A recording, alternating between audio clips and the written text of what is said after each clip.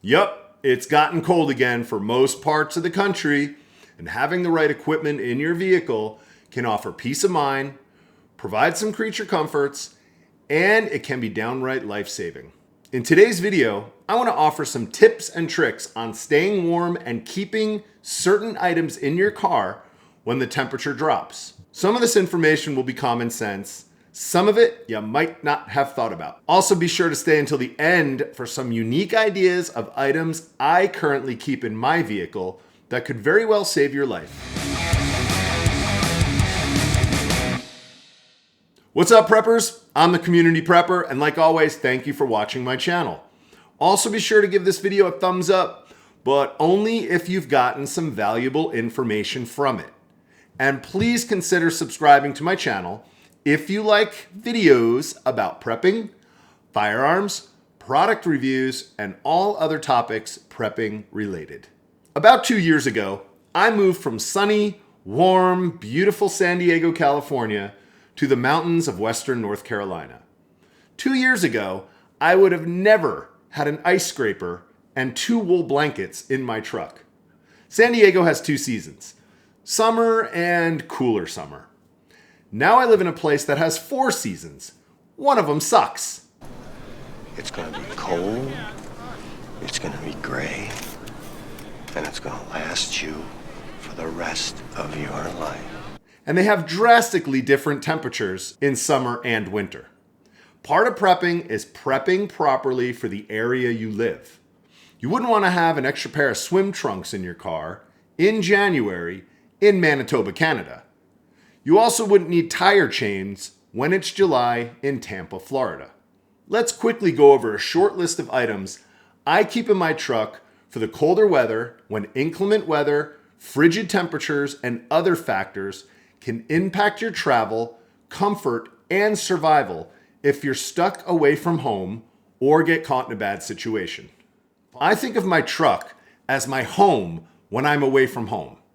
I like to keep an array of different tools, gear, and preps, ranging for situation as simple as needing an extra pair of socks or medicine to having to hold up in my truck as a temporary shelter during an emergency. In the United States alone, between 700 and 1,500 people die from hypothermia each year.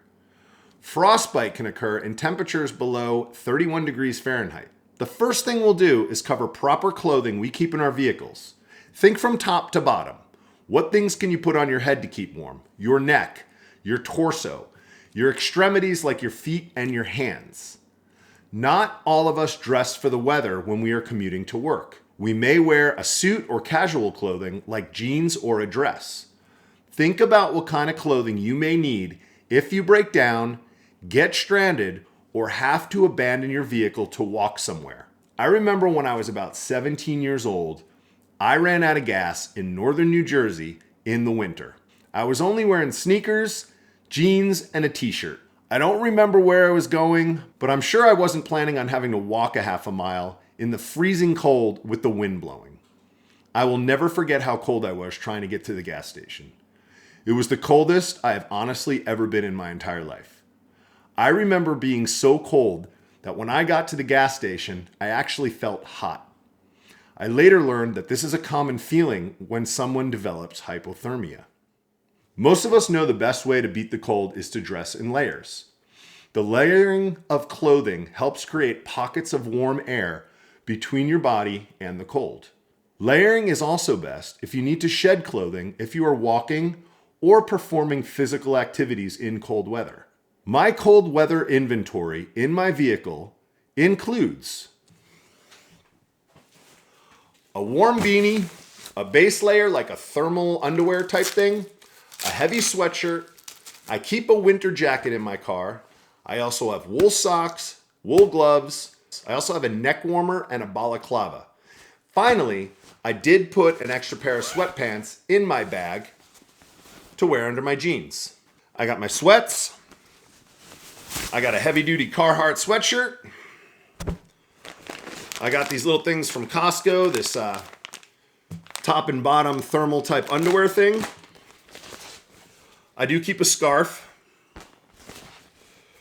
wool socks, an extra Carhartt beanie, These are my heavy gloves, and this is a full head and face balaclava.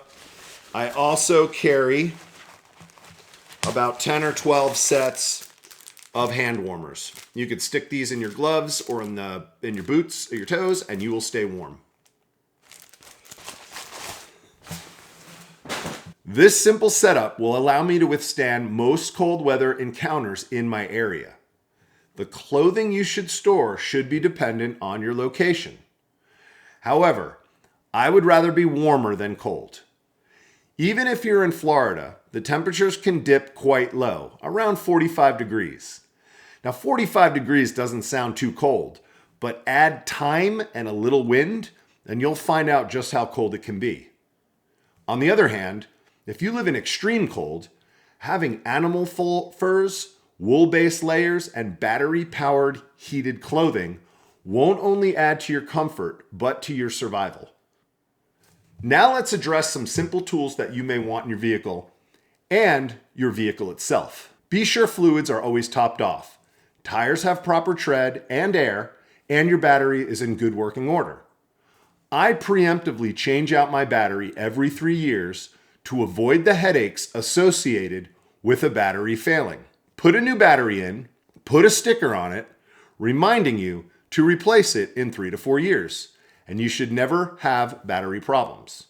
Having your car break down in the cold could be much more of a hassle than on a nice autumn afternoon. Making sure your vehicle is in proper maintenance should be a part of your prepping practices. Some other cold items I like to keep in my truck are tire chains, an ice scraper, a shovel, road flares, jumper cables, a tire inflator, fix-a-flat, and tow straps if I go off the side of a road or I have to pull someone out of a ditch. As I stated at the beginning of this video, this is only a partial list of everything I keep in my vehicle. Other helpful things to have in your car, regardless of the season, is food and water. It is very easy to get dehydrated in cold weather. You also may need to stay in your vehicle to avoid extreme weather. You'll eventually get hungry and thirsty. Second, extra medicines and medications.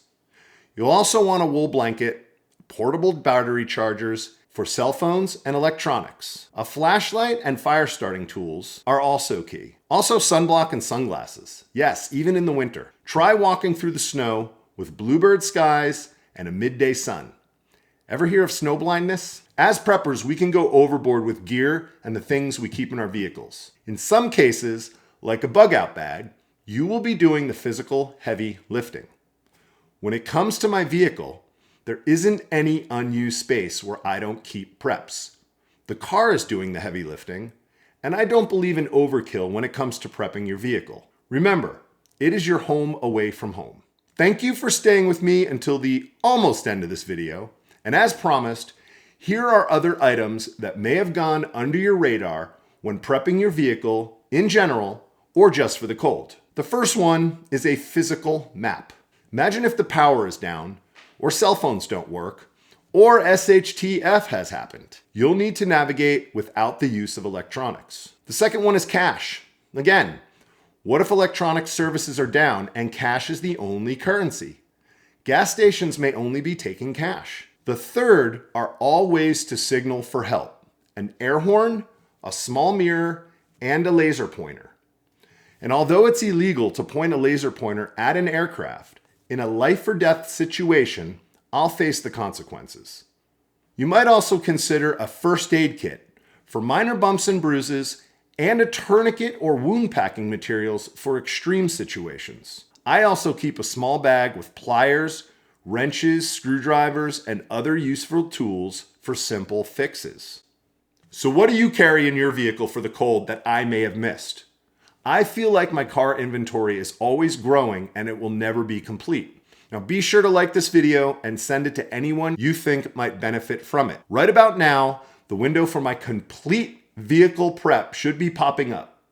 Watching that video will set you on your path to be as prepared as possible when you're on the road and away from home.